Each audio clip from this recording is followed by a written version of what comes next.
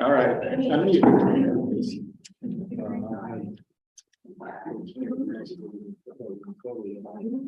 Okay. So wait, let me turn this on. Yeah, you don't want it going off in I the already had one. middle of your swearing in. It could happen. Oh, my goodness. Yay. We did it again. They signed up for another 4 years.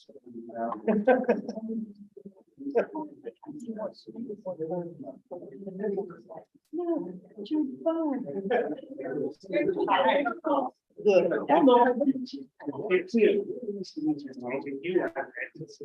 Nice, nice, nice. Can you come on, how you want? I'm pretty sure they'll get report too. Oh. Thank you. We really appreciate you doing this. Thanks so much. Well, and that's a good sign, isn't it? Yeah. Thank you. Yay, Commissioner right. Haynes. Good morning.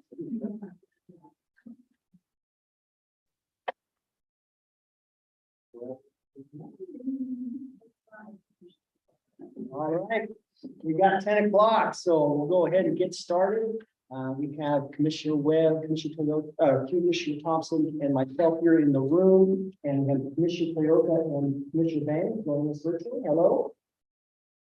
I'll read the script here. Work sessions are an opportunity for board members to discuss issues informally with staff and invited guests. The board encourages members of the public to attend work sessions and listen to the discussion, but there is generally no opportunity for public comment.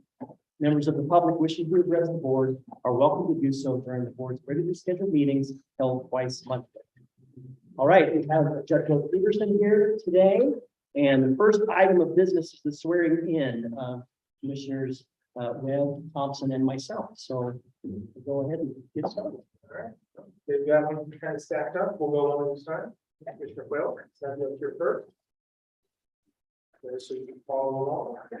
We'll raise your right hand for me and repeat after me. I, Mark Quayle. I, Mark Quayle.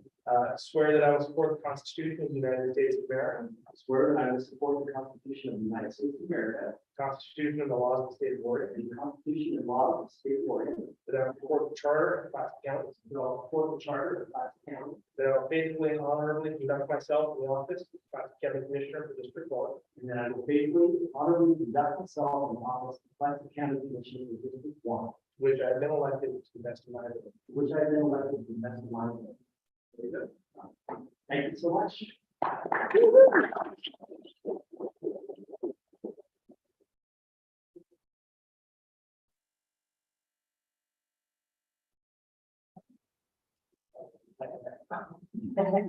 So it's a signed contract, is that the idea? Okay. It's not binding, so. Thanks. Commissioner Thompson.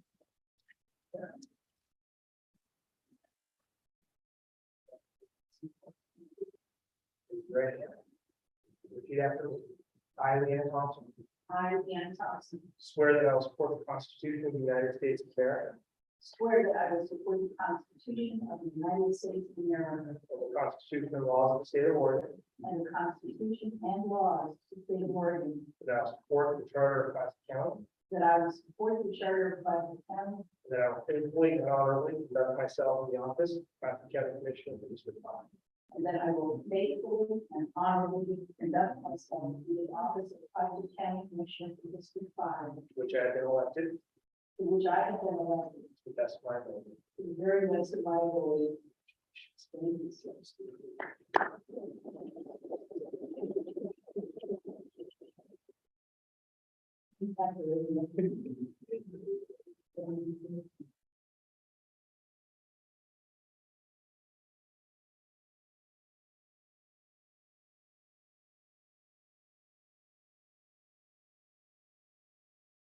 And Commissioner.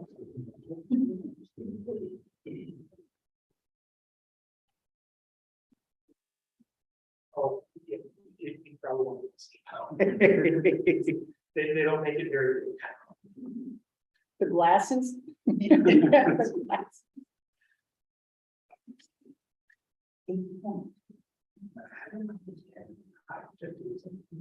to meet you.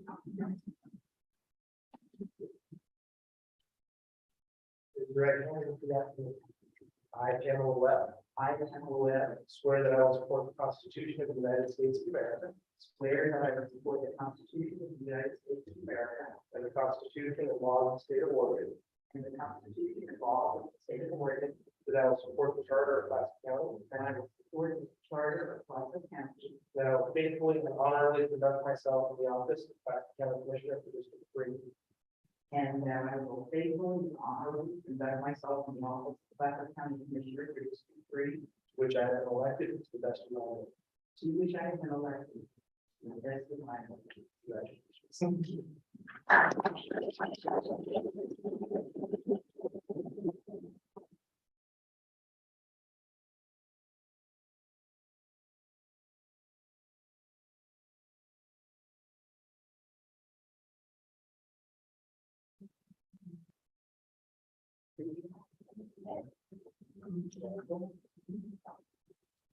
So the sound effect should be the longest one.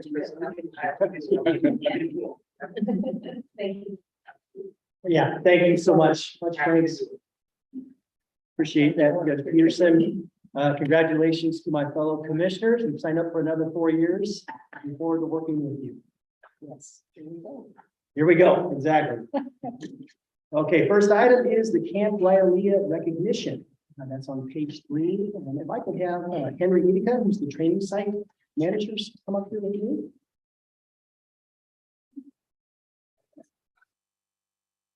So this is much deserved, by the way. This is on behalf of the Clatsop County Board of Commissioners. I would like to acknowledge Camp Wailea Armed Forces Training Center for the support that you have provided to Clatsop County programs and residents of Clatsop. During the pandemic, our relationship with Camp Wailea was crucial, facilitating a number of important activities pertaining to the COVID-19 outbreak, including drive-by COVID testing sites, vaccination sites, a volunteer call center, and more.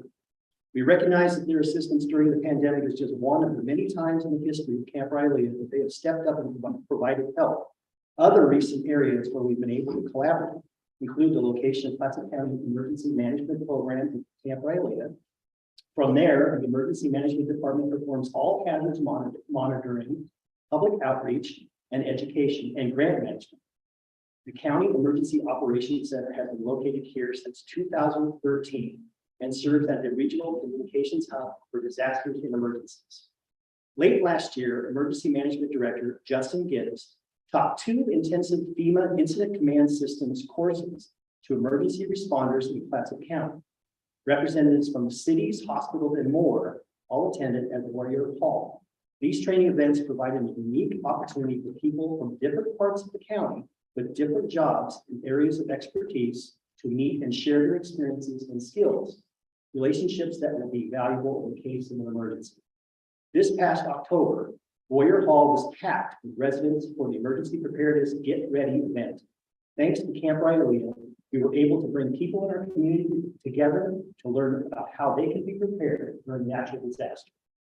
It is with great gratitude that we wish to present Henry Edeka, training site manager, representing Camp Wailea, with a plaque, here's the plaque right here, to show our appreciation for Camp Wailea Armed Forces Training Center's support of Clatsop County residents and visitors. Congratulations.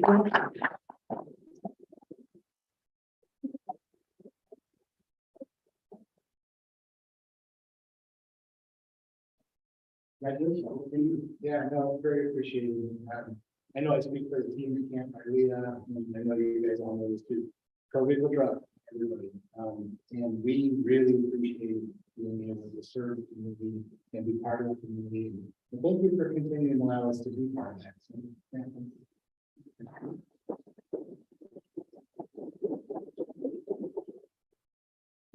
Yeah, congratulations, Henry. Thank you for being here. Next item is the appointments to the Fair Board.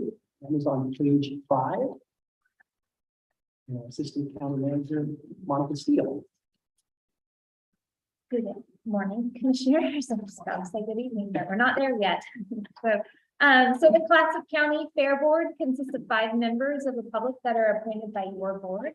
And we have a couple of positions that have expired, as well as a couple of positions that have terms that have not yet expired. So there are 4 vacancies on the Fair Board currently.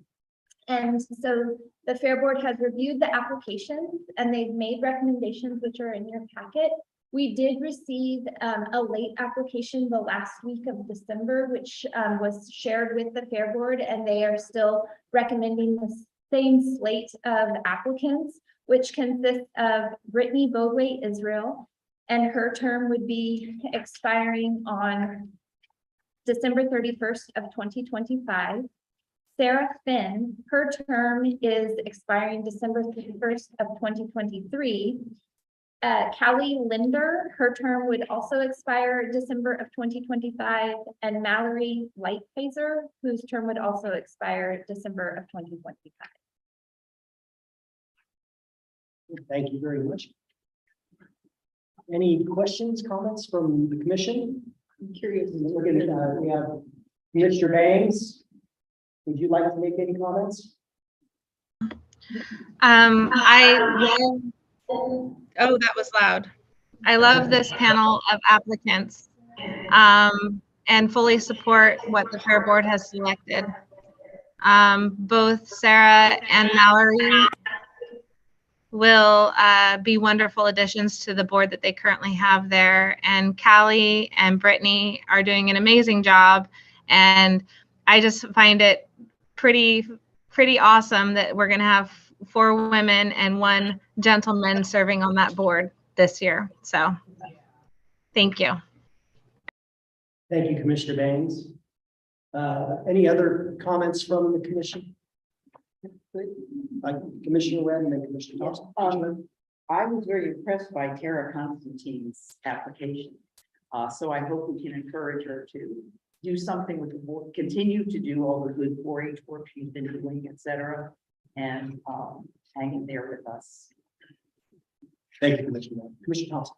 If I could follow up, Commissioner Webb, I appreciate that point. It occurs to me that we are blessed with some abundance in community members who wish to serve, and I hope that we're keeping a database so that we're able to reach out when the time comes for community input, when there's a time to have specialized roles filled. I think let's not lose traction in this regard, because we have, as Commissioner Banks has pointed out, some really positive trends, and we want to continue those. Even if we don't have room for everybody in the very particular role they first come to us, let's keep engaging them and bringing them in. And I appreciate, as a former 4-H mom, and probably a future 4-H grandma, when my Ben grandchildren get involved, the importance and the grounding, the skill base, the muscle memory, and the bonds of affection and respect between people and critters and the land that 4-H all supports. So Commissioner Banks, I really appreciate your being our liaison to that board, and I concur with your appreciation for going forward. Thank you. Thank you, Commissioner Thompson. So this agenda item will come before your board for approval on January 11th. Fantastic. Yeah. Thank you, Assistant County Manager. And you're going to stay there because we're going to talk about the Human Services Advisory Council membership recommendations on page 17. Thank you. Find myself again.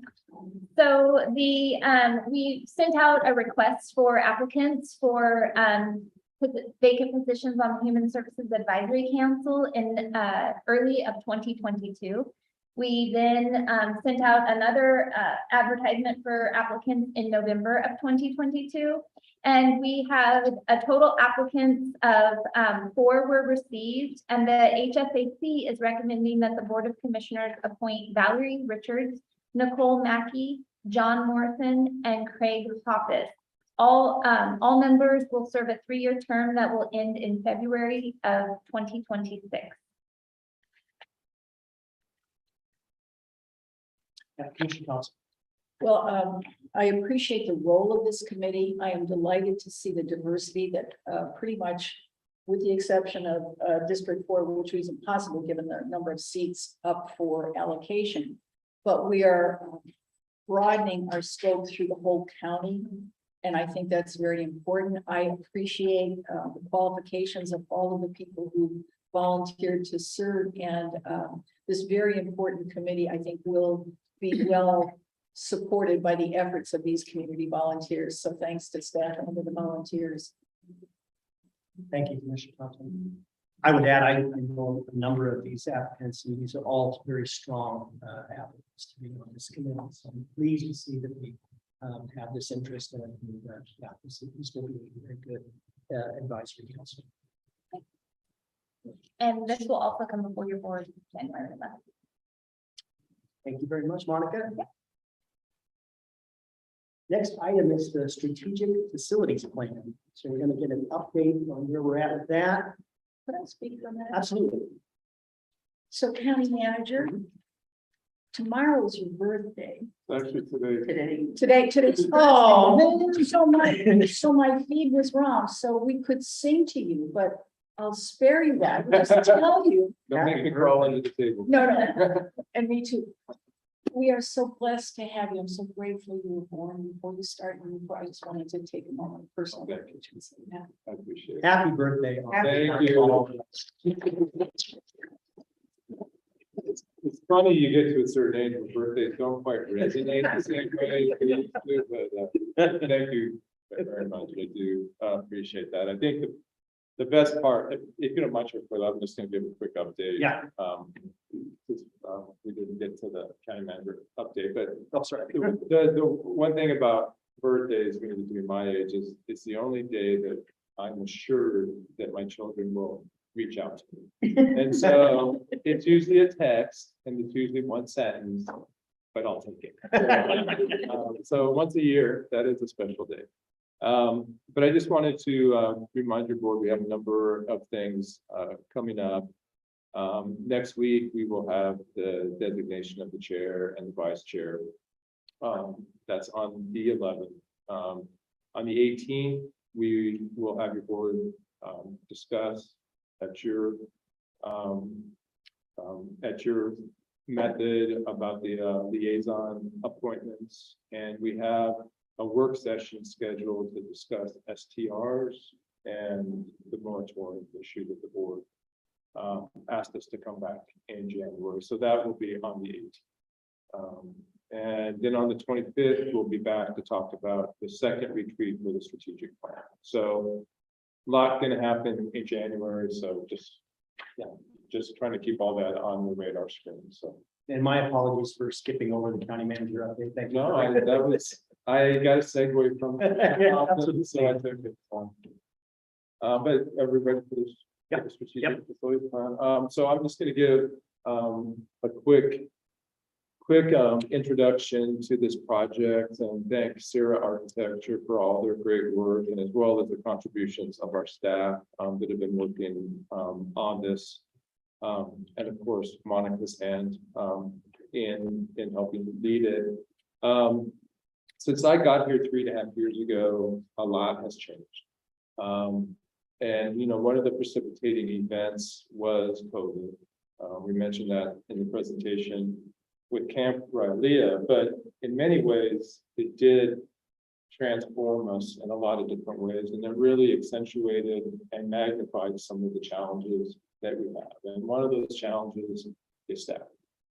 Because of COVID, we hired a lot of new public health staff, and a department that was already strained space-wise became extra strained space-wise. And once you use all the closets, there's nowhere else to go. And once you actually compromise people's space to the point where it's not efficient, it's not effective, it doesn't really help morale, organizations have to look at that and plan for what to do. Space planning, though, is oftentimes a longer term perspective than what the challenges on the ground dictate. And the challenges on the ground for right now dictate that we have to make some space for our critical departments. And so it just happened to be that the jail was going to be completed, and the former jail, AKA 20th Street Annex, would be available for some potential county uses. We really tried to focus on what were going to be some practical, short-term remedies to some of these real challenges that are facing us in the workplace. And space is one of the big challenges. And so when you read this, we did brainstorm, and we did, with Sarah's help, tee up what would it look like if we didn't have constraints, and if we didn't have, and if we did have resources, it would be great if we could build new buildings. But as I was kind of the downer on this conversation, because there are realities that we are currently facing that create uncertainty. And when you have uncertainty, it's hard to plan for large capital expenditures. And so what we did is that we did envision what it would look like if we built. But then we quickly had to transition into what can we do right now in a practical way, using existing facilities as economically and efficiently as possible, and create some relief in the next year, but that will last us for hopefully 5 to 10 years. It doesn't mean that the county still doesn't need to plan for what that next iteration is, but I don't think we're at a place to really do that for various reasons. But there's some uncertainty with our financial picture that we'll hopefully get some clarity through the legislative process at some point. But until we get a better understanding of that, and we understand where the economy is going to go, large capital projects require bonding, and it's just not the time for the county to do that, in my mind. And so what we did is we really focused on what are the here and now issues that we can do that are affordable and will move the needle. And so that is what you will read here, is doable things that will move the needle and allow us to provide the space that our employees and the public deserve. As part of that, and it is mentioned in here, is we recognize that there's a South County need. And we didn't expand on it too much in the report because it is something Monica and I have been working on. And Sarah has also looked at it with us. But we recognize that there's a South County need, and we have a plan that will allow us to have a South County presence in the shorter term. There's still details that will have to be worked out. Another thing is that we know that we have, meeting space issues. And so as part of all of the different dominoes is to make sure we have meeting space that can accommodate county purposes and also sometimes public purposes. And so, I think that I've been through a lot of space planning projects, and I think every one of them has to be relevant to the time and the challenges of that specific organization. And right now, I believe that this is relevant for the time and challenges of this organization. I would love to, at some point, see Clatsop County have a plan that could build a public clinic, could have a new public works facility, but we're not there. And so I just want to kind of create the context for how we approach this, because we're not ignoring the future, but in order for us to get to the future, we need to also deal with the present challenges. And so I just want to share that. I don't want to get too much into Sarah's presentation, so I'm sorry. I tried to stay out of yours, but I want to provide that context and then answer any questions about that context maybe before Sarah starts with their presentation. Yeah. It is my abiding commitment to the visibility and credibility and effectiveness of the governing body. So I went through looking for that, and I appreciate that staff called out the South County needs. Those for me are very real, as well as in the eastern part of the county. So looking at how we can disperse our accessibility around the county, I think is essential. I think you've done here in this plan what is both essential and seemed impossible. Hats off, hats off. Essential and impossible, but you've given us a way forward, so I'm deeply grateful for that. I hope that when I look at this report, I will see more mention of what are the needs of the members of the governing body for space as well, so that we can be visible, so that we can be credible, so that we can be effective. Because we are operating, our chair is going to go off to a meeting with the governor-elect. That's awesome, because when the governor-elect went to Yamhill County, I didn't see that she met with any of those county commissioners. She's meeting in person with our chair here. Actually, it's gonna be virtual. Virtual, but you know what? You're in the But ball. I really appreciate that everybody's providing feedback, so I'm gonna be able to relay that to Governor. Yeah. So we are in this way visible and credible and effective. And so I hope as space planning goes forward, that function that is to the benefit of people, because we get to speak to the leaders, we get to bring home those millions of dollars that I was able to provide for Seaside and Cannon Beach Fire and Police. That's because we are gaining in visibility and credibility. And in fact, I want to see that trend continue, because that's for the benefit of Clatsop County. So profoundly grateful and appreciative of the work that staff did and our architects, but help the commissioners do our job so we can really be maximum benefit to the county. And Commissioner Thompson, if I might, Chair Foyle, the staff agrees and the architects do, and we have heard the inputs of the board through this process, but also in my individual conversations with the board. And I just want to reassure Commissioner Thompson that all board members that we do hear you, and there will be evidence of our listening skills as we move forward. So, Thank you, thank you, thank you.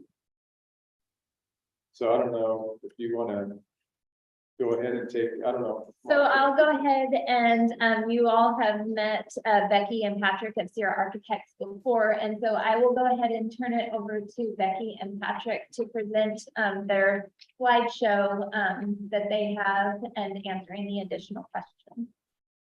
Great, thanks. Patrick can share his screen. I think they're working on that. Okay.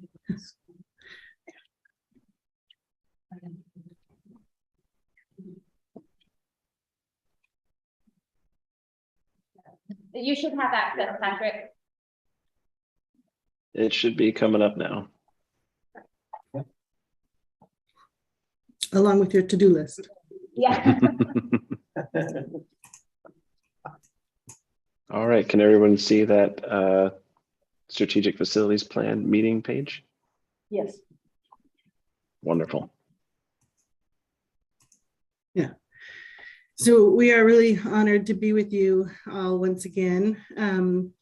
We're going to cover our assessment findings and our input from you, which should be a recap. And then we're going to move into our what we did with those findings, right? And our options that we created and our next steps. If you could jump to the first slide, Patrick. Yeah.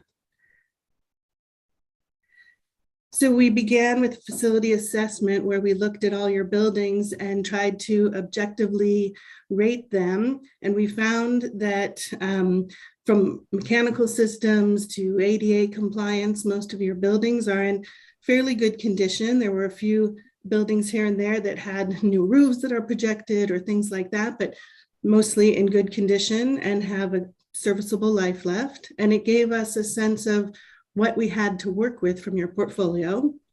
Next slide.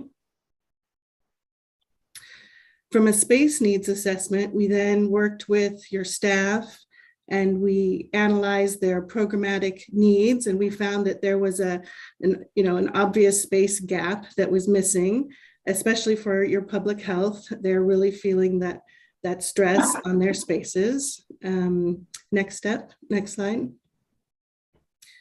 And you can see in this graphic representation, which I think is a really good visual for what's missing, your needs over the next 20 years are fairly negligible, but it's that right now between what's existing and what's immediate, right? That's where, you know, you're feeling this pinch. So it was easy to see what's going on with your space needs. Next slide. And of course, when we met with you all and with your staff, we heard that, you know, there are these space tensions that everyone's feeling, that people wanted to have more efficiencies, but also that we should be creative with how we are addressing those needs, how we are thinking about these options, that there are ways to either share space or look at these existing buildings and just try and find those creative, you know, you've already used the closets and the electrical closets, things like that, but what else can we do to get just a little bit more room and use what you have? Next slide. So I'll turn it over to Patrick to talk about what we did next, unless there are any questions about those initial findings.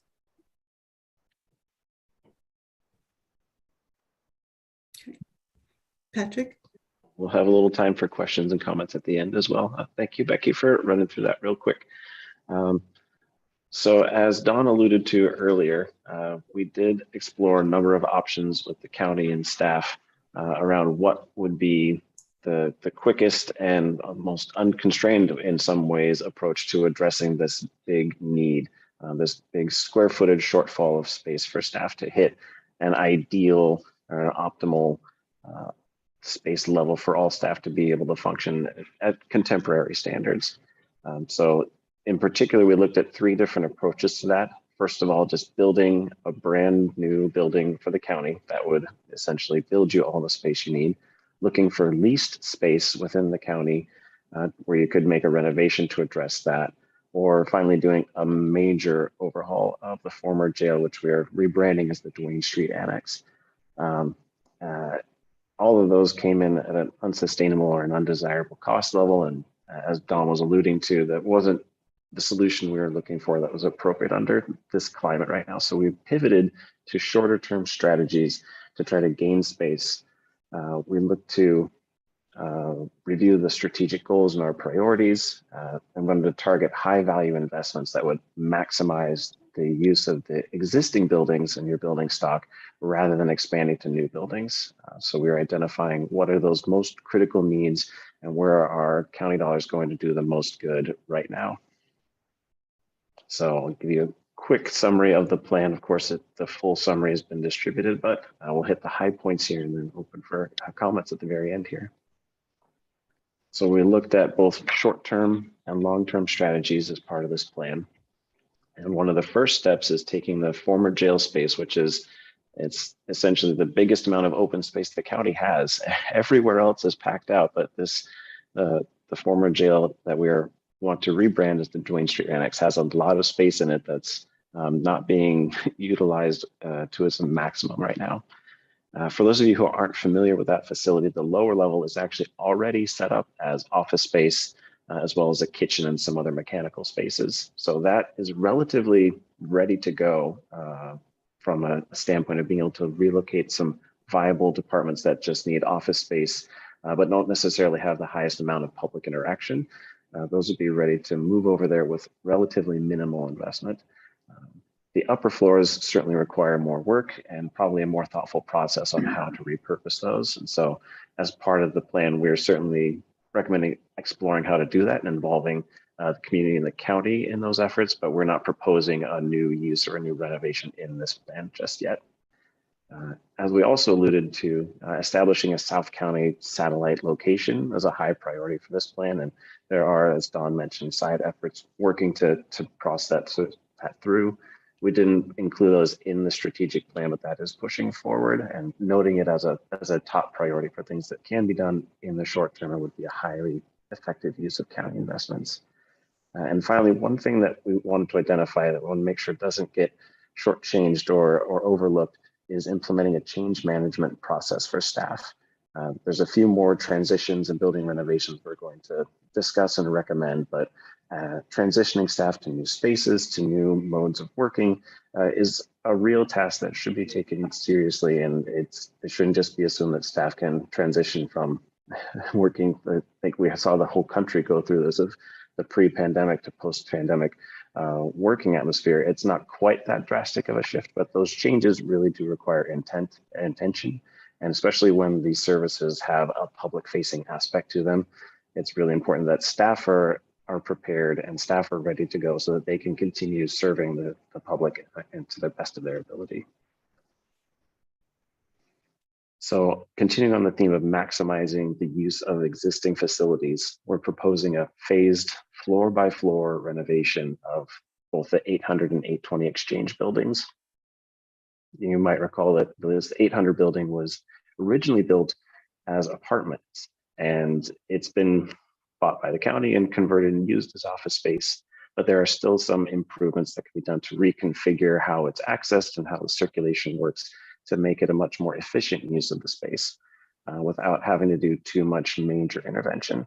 So we'd like to improve the floor plate efficiencies, as well as taking that as an opportunity to improve staff safety at points of public interaction. As we're doing this, and as we relocate some viable departments out of this building, it provides that space for the health department to grow and to expand into the remainder of the Exchange buildings. So this is where we're meeting that immediate and most the most pressing need that was identified in the full space needs assessment was that health department. So that's part of why we're targeting this, especially is wanting to make room for them to expand, particularly in their space where they are. It keeps a point of familiarity. It helps continuation of services with minimal downtime or disruption.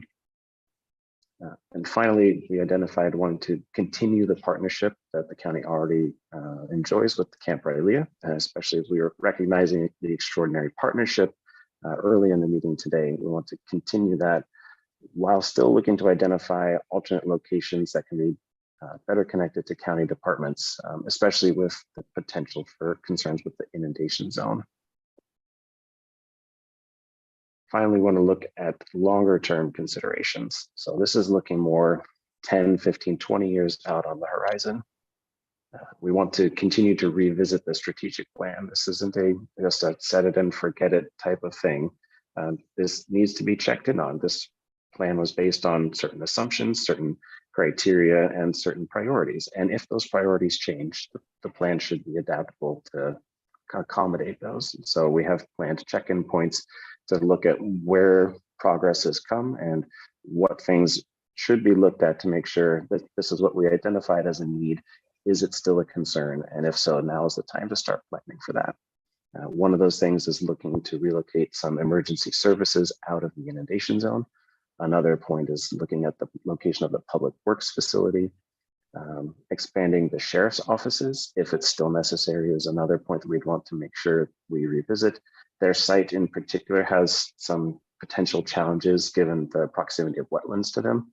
So it's still possible, but it's a little bit more delicate. And so that needs some attention. The building where you're all sitting today, the Boyington building, is another one where we think it's a beautiful old building and it could be put to better use, not by taking your function out of there today, but the room behind you all is currently being used for high density storage. And one of the things we're recommending is taking that storage and putting it in the Duane Street Annex and maximizing the utility of that space. So it's large enough that it could be a major conference room or meeting space that is lacking for a lot of staff and county services in the Exchange buildings. It could be also made available to the public.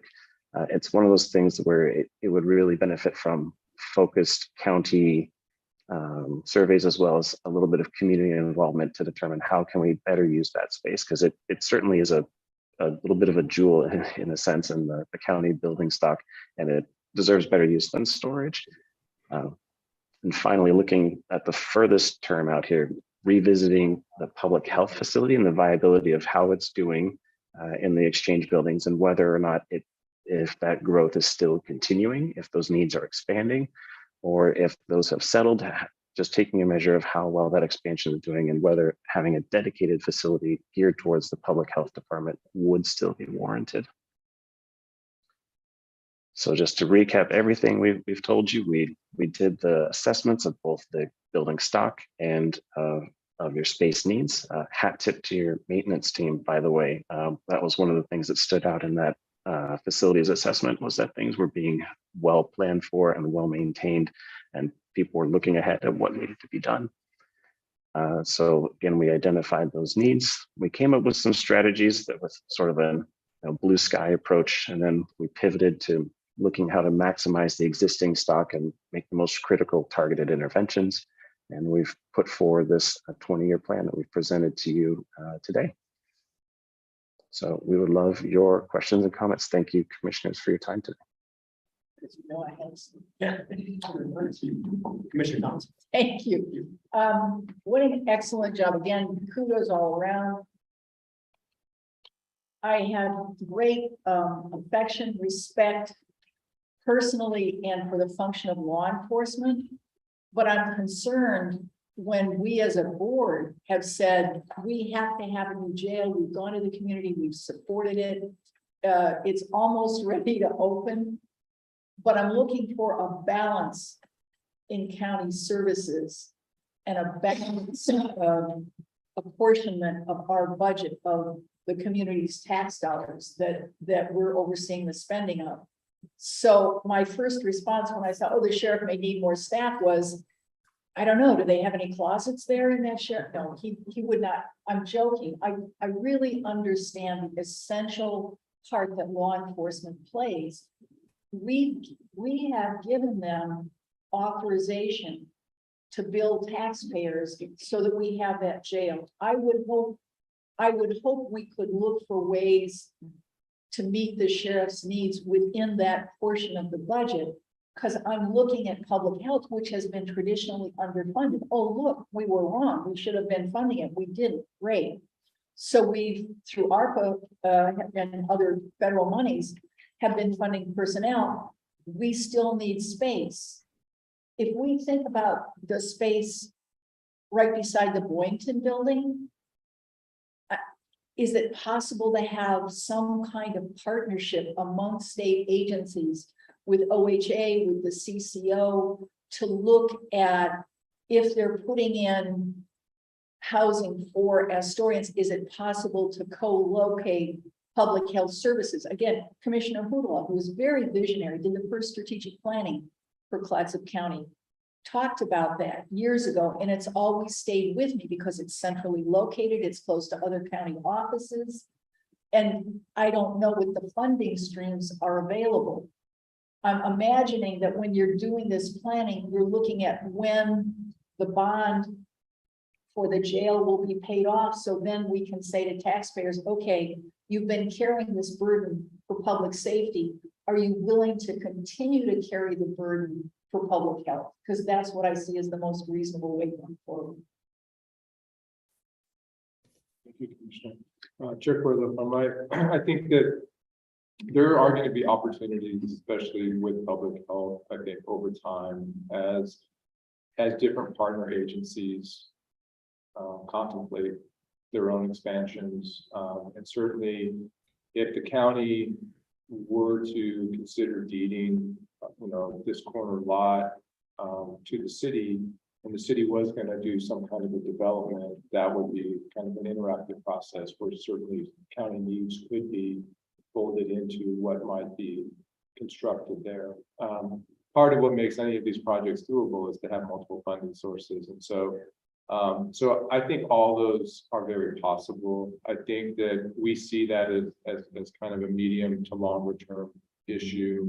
And I think what Sarah has laid out is a strategy that would give public health a much more viable foothold within our current space, that would serve the public better and give them a little growth potential, knowing that at some point one of these other dominoes may present itself.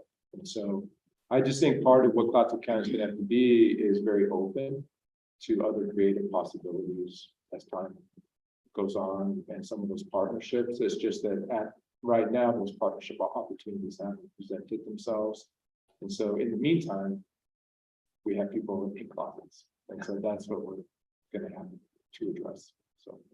As Vice Chair mentioned, at 11 o'clock, I do have a virtual call with Governor-elect Kotek. And this was all provoked by the letter that we sent about homelessness. And this was their response back to say, we'd like to hear more. So I'm going to share more about Project Turnkey, talk about the lack of resources for rural counties, talk about the lack of crisis management here in lots of counties. So I appreciate the comments that I've received from my fellow commissioners. I know that I'm going to be sharing those with the governor and look forward to reporting back what her responses are. So thanks so much. I'll go ahead and turn it over to Vice Chair Thompson to take over the work session. Yes, let's see you then. Back on bed. Commissioner Webb. Well, I have, of course, a couple of comments. First of all, I was actually disappointed to see the county offer up. I don't know what we call this piece of property out here, the parking lot. Well, yeah, there's a name we call it, but I won't. The sunken parking lot. Because I feel that it's an important, piece of property that we need to hang on to. But I was also overjoyed to see Sarah's recommendations about the old jail.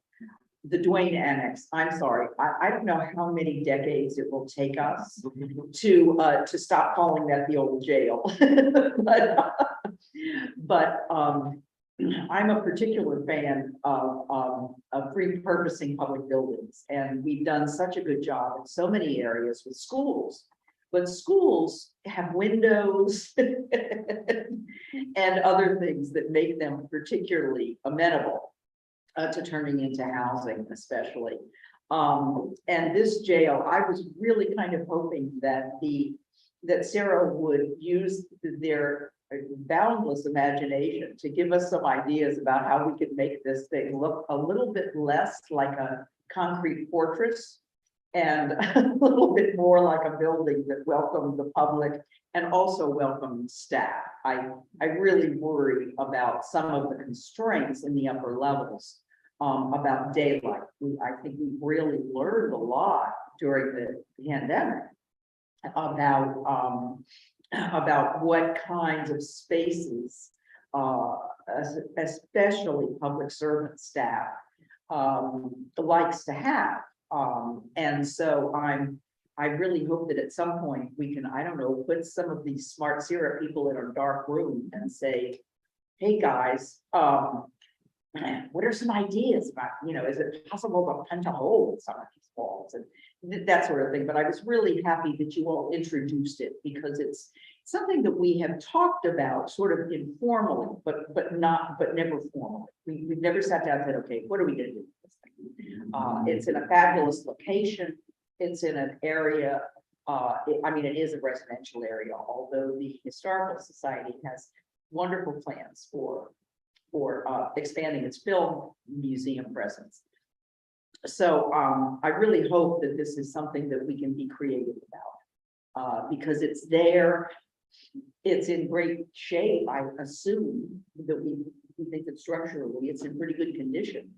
So using it would be wonderful, but I think it's going to take some real serious creativity to make it. I'm assuming other commissioners, I assume, have been through the whole entire jail because we do that. We do our once a year. Let's check in and see. Yeah, because it's a it's a wonderful building and it has many diverse facilities. It has it's not just so anyway, I was really happy that you all really embraced the idea of that. So thank you very much for that. And I think we've got real opportunity. And I will say, and I'll let Becky respond to, Becky did go through the old jail too. And I think she has some ideas about what would need to be done in the terms of how to make it, to all your sensitivities, attractive to the public, attractive to staff, usable space, comfortable space, productive space. And so there's certainly parts of the jail that will be more challenging Yeah. than other parts. But I don't know, Becky, if you want to. Yeah, yeah. Very exciting to have that property. We actually had an internal Sarah design workshop where we showed the building to staff and let them just imagine for a few hours what it could be. But to Don's point though, the building is stout, it's all concrete. Getting daylight in there, it's possible, right? Expensive. So we're just gonna be really thoughtful about where we put our money to get those daylight moments and to make that a really lovely space for staff. Thank you. Patrick, did you have anything to add to that? Or? No, just that I do agree with the commissioner that it is actually a wonderful challenge. I think that good constraints make good projects, and this building certainly is full of those. It would be a really interesting challenge to make it work. I do think it's doable, but it's all about finding the right moments and the right spaces to make those interventions. Thank you. Good constraints make good projects. Shall I have a T-shirt for that? Yeah, I like that. Commissioner will wear them, I'm pretty sure. Commissioner Banks, did you have input for this? No? Commissioner Toyoka, I don't know if you have anything to say on this matter, but I'm eager to hear if you do. Oh, just, reading through it, there's like everyone has said, so many possibilities, so many opportunities. Top ahead was like at the top of the old jail, EOC opportunities, because there can be a communications hub there for the county, so like I said, there's so many unlimited possibilities. I just wondering too, the county used to lease office spaces out? Do we still do that practice at all in this constraint, or?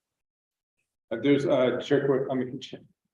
Chair Thompson, Commissioner Toyoka. Right now, the county's not leasing a lot of space out because we are consuming most of it ourselves. There are some exceptions, but they're very small exceptions. And as we move forward, those exceptions will become rarer, at least right now, until we can really get a sense of what how these dominoes really fall and what's the carrying capacity of the Duane Street Annex in terms of timely occupation and use by the county.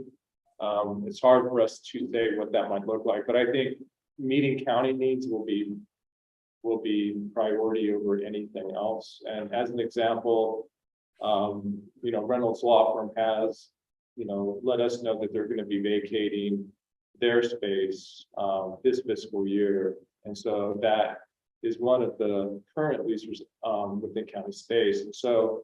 And of course, we can use that space yesterday. Yeah, I think we're going to not be leasing out space to a lot of outside agencies in the short term. In the long term, we'll see as the Duane Street Annex really kind of presents itself. To Sarah's point of where are those opportunities to invest? What type of investments? And what's the highest and best use for those different spaces? If I could ask one thing, is the Duane Street Annex, I'm schooling myself, is it unreinforced masonry? Or has it been seismically retrofitted to be safe? I don't think there's been a structural assessment of it, but its exterior walls are concrete.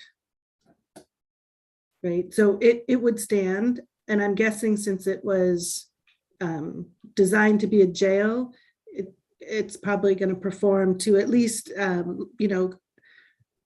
life safety in an event. I would agree. I think that's a fair assessment, Becky. I'll just clarify for the commissioner that it's not an unreinforced masonry building. It's certainly reinforced concrete, but it is quite dated. And so the structural standards that it was built to are not the same as it would be today. And we also know far more about earthquakes and tsunami hazards than we did previously. So that is one particular area where, especially just after this building was built, things really started to change. So while it's not a URM, it's probably not also operating at maximum life safety stuff either. So we would still want to do a formal assessment of that, but it is sitting on a good foundation, so to speak, to meet those needs. Good, good, because we do care about daylight, but we have to have the people alive still. Okay, good, we're agreed on Safety matters. safety matters. Is there anything else to say or do about this particular item on our agenda? Are we complete with it? No, Chair Thompson, our goal is just to present the information, the overall strategy, get the board's feedback. And then we will bring it back. I'd like the board to formally adopt this as the path forward. And again, there's still a lot of questions that will need to be answered as we start implementing this. And there's a lot of design work still, there's just a lot more work, but this is just kind of a broad roadmap that would allow us to start moving forward. So your feedback is important to us. If you have any more feedback, we're completely open to it. But I'd like the board to really consider this, because then staff will then start working to make this a reality. So. One of the things that I particularly like in your presentation this morning was the fact that you gave us another longer term set of goals, which I think are very important for the board and future boards to have in front of them. I think that's very important for issues like this, because it's never going to go away. It's always going to be an issue that any future board is going to have to deal with. And so I like that idea of kind of putting it on the agenda. Yeah, I think to Commissioner Webb's point, I think it's important for the board to basically accept this report and saying, yes, this is the situation. Yes, there's a short-term, medium-term, long-term, questions that will continue to need to be assessed. Because I think that will be a really important document, A, to be updated on a regular basis, but then B, no matter who sits in these chairs in the future, there's a reference document. Right. And I think that's going to be important as we move forward. And if I could follow up on that, in my mind, that means it's integrated into both our strategic plan and into our budgeting process, so that it is visible. It's before us, it's before our successors, because we are all term limited, unless you're gonna live forever, in which case. Otherwise, how do we go forward efficiently and effectively, keeping faith and not surprising anybody? Our public health staff absolutely need a reasonable workspace, which they do not have. So I really appreciate your sense of urgency that you're bringing to us. I hope you get this before us. I hope you will continue to proceed, because my hunch is you're already proceeding, but with our blessing, unless I don't hear any objection from any commissioner. I don't anticipate any objection. I think this goes forward and comes back to us. Commissioner Webb? One of the things I would add that I'm kind of sorry that I didn't at the beginning of this was that I think that public buildings have a responsibility to be welcoming to our citizens. And one of the things that kind of frustrates me about this building, I'm amazed at how many times I mention it to citizens and they say, what's the Boynton building? That we, and unfortunately the city of Astoria is the same way. If you walk into City Hall with the city of Astoria, you don't find a welcoming space in terms of a citizen looking for information. And we don't really have, I think the only building in our complex that does that is the courthouse, which is the old-fashioned idea of a welcoming public place. And I was very encouraged by the recommendations to turn this building into a facility where the public is perhaps a bit more welcome and a bit more, I mean, it's interesting, for instance, that we don't use the commercial street door at all. And that if there is, one of the things that in the north end of this county, we really need are public gathering places. We often have groups that are seeking meeting space.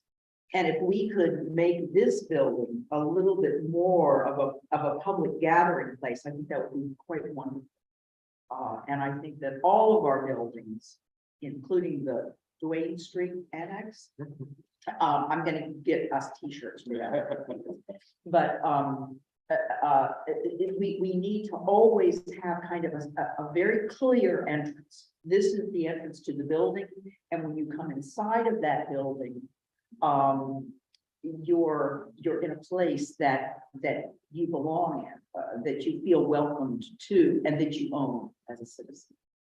Sorry, just one of my planners. I would concur with that. I'd add one more thing. The Boynton building, this is a television studio. So when you're looking at what could happen, I would hope that we could partner again with the community college, with the newspaper, with KMUN or any other public media. So that we not only welcome people, we give them a map so they know where they're going. We visually inform them. We have this welcoming point of view that is both structural and the part of our staff, which I think everybody's online with, but then we broadcast out. And if we have a more robust gathering here and a more robust broadcasting out, then that increases the sense of belonging and mattering and serving. Because that's, I think, the heart of every commissioner's commitment. I think it's the heart of staff's commitment. And how do we communicate that in the buildings in every way? Is that, Yes. yeah, okay, good. So if I may, to Dawn's point, the next step include bringing this before your board for kind of formal acknowledgement of. And then we start the process of the design phase and looking at what the spaces will best be utilized and working them out. So that way we can figure out the lighting and the efficiencies that Sarah was speaking to. So that's going to be the next process in this, is we'll have to go out for an RFP for the design phase of this work. And I hope that it is part of our public communication. I have no reason to doubt, since we have such capable staff, but so that the public is with us every step of the way, not to invite objections or barriers, but to invite acknowledgement and collaboration. Anything else? We're good to go. Okay. Does Sarah want to complete this? Is there anything else that you want to say? Oh, I believe we have a hand up. I think Commissioner Toyoka. Oh, that's Commissioner Toyoka. Thank you. Visual acuity supported by my colleagues. Commissioner Toyoka, I'm sorry, I didn't see your hand. Please speak. Hello, just a question as far as on our format, when we're looking at all these different options, and as you're, in the planning stage, looking at different options for facilities, is it possible, it's like, in business, we can get, if we want to look at renovating a space or new, they give us, if you do this option A, the estimate would be X dollars. Option B, estimate is for this utilization of space with this dollar value correlating.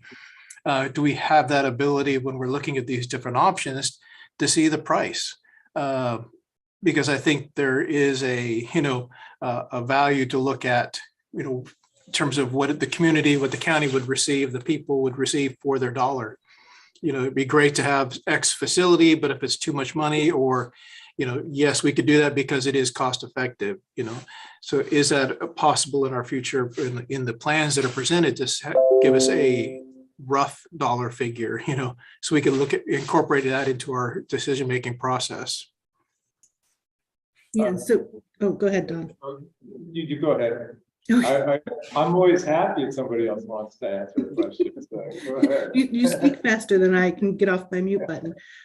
So we had a cost estimator on board as part of the project who was informing us as we were working on all these options and looking at the various things.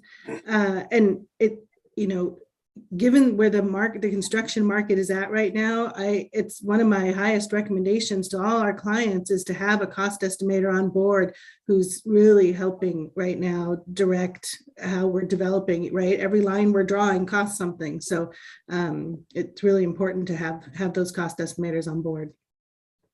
And Commissioner, what I would also say is that, you know, as we do this, since we're going to be utilizing existing county space and really doing tenant improvements to the space, is that as we look at really adjacencies, meaning between departments, between work groups, as we look at some of these improvements that could be made for efficiency, effectiveness, morale, we will bring those back to your board so that as we go through the decision-making tree, the board can see what the cost is, but also what the county is investing in as part of that cost and the return. Because, you know, I think that the fact that we're doing TIs in existing county spaces, you know, really what the value proposition is going to be are all these other things we've been talking about, which is efficiency, effectiveness, morale, customer service. And we want to make sure that the board can provide input on those deliverables and that the public can see what the cost of those are. What I would say, and I think the reason why I feel good about this as a plan moving forward is that this is the most cost-effective way for us to deal with our immediate space issues. And space issues at the magnitude we've defined as the delta in terms of the need in square footage, that I mean, we're just lucky that we have existing facilities that can become the bedrock for really meeting those space needs. Going out and designing, constructing a new facility right now, financing it, that would be a much bigger, you know, burden and a lot harder sell, I think, to the public right now. So as we define these different discrete pieces, Commissioner Toyoka will come back to your board with the cost estimate and what the value proposition is, so that the board can make sure you feel comfortable with that before we move forward. I want to catch on to that. Efficiency, effectiveness, morale, customer service. So value inside and outside. And what makes the difference to the public and the people who are serving the public. I think that's a really strong way to go forward. I hope that we continue that communication. Thank you. Okay, any more hands? I'm seeing more hands. Okay, anything else that Sarah wants to say? No, thank you. We're honored and excited to work on this. Thank you. You're welcome. We're delighted to enjoy the benefits of your skill and your creativity. Anything else, County Manager? Nothing else, Commissioner. No. All right, then we're adjourned. Thank you, everybody. So we're gonna get together. Is that it?